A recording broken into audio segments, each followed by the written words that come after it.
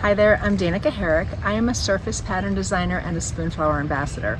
Today I'm here to talk about color correcting your fabric. And by color correcting, I mean adjusting the color on two samples so that they kind of look more the same. If you've ever ordered two samples, say a piece of wallpaper and a piece of fabric of the same pattern, you may have noticed that the background creams or whites will be different and the color itself might just be a little off. This is completely normal. It's in the industry the standard of how things print because of the ground base, the composition, the way that it's printed. But there are a few tricks you can use to fix that, and we're going to do that today using color maps.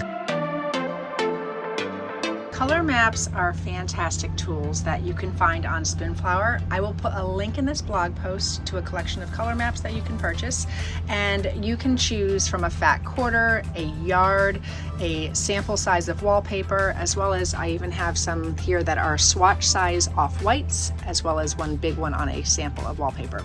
But what's great about these is that when you print them on a substrate, this example is Belgian linen, the color and hex codes that you see, that's how that hex code will print on Belgian linen.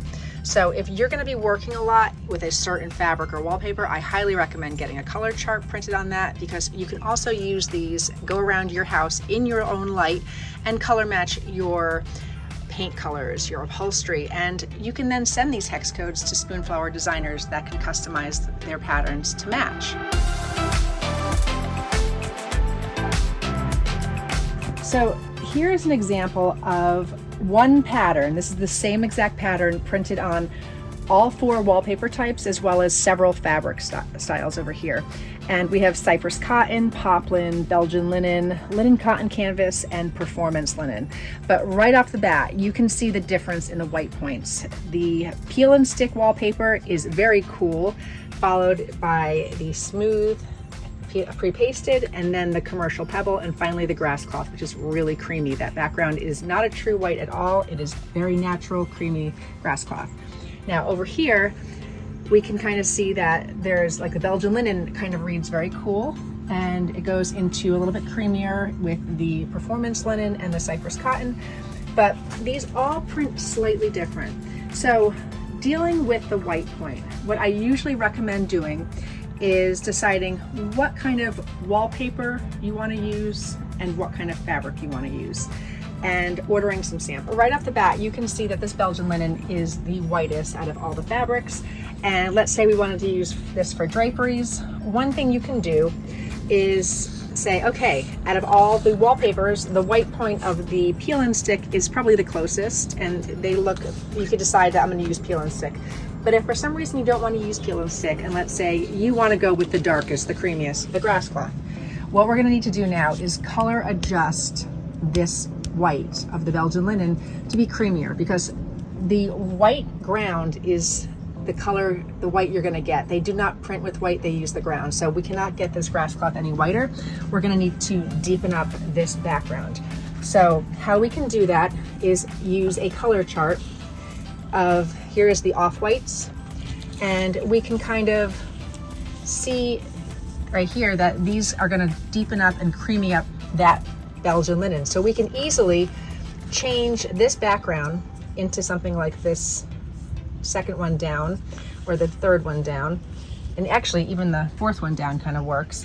But we can change, using that hex code in the background of this pattern, we can make them more harmonious and the backgrounds match.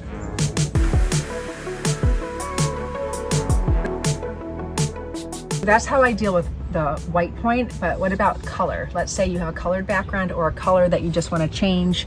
It's not looking correctly. Like this Belgian linen blue is much bluer than the cypress cotton. This actually reads more green. This is a little creamier. This is whiter.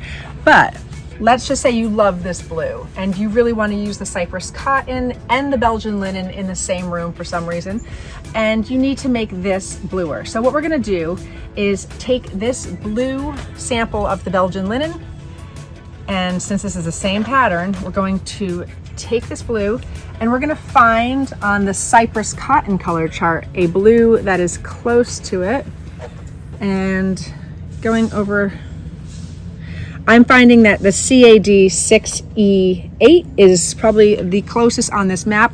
So what I can then do is go into this pattern, change this background to the CAD 6E8 and upload it and order a sample with the new background.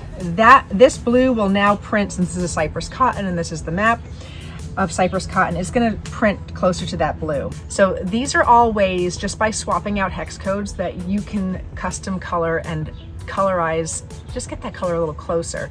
It's almost impossible to have it be dead on, but you can adjust it and just make them harmonize a little better. So I highly recommend getting a couple color maps, and then you can do this in your own light. I'm out here in daylight because daylight really hides no sins. It shows the true color. These two colors, for example, in incandescent light, they do look closer together, but out here you can clearly see that they are very different blues. The grounds are creamier, this is whiter, but I will share a picture with you guys of this under incandescent light, and you can see that it does change. So I always recommend checking your colors in daylight, as well as how it's going to look in the evening in your house, so that you can really kind of get a good sense of that color.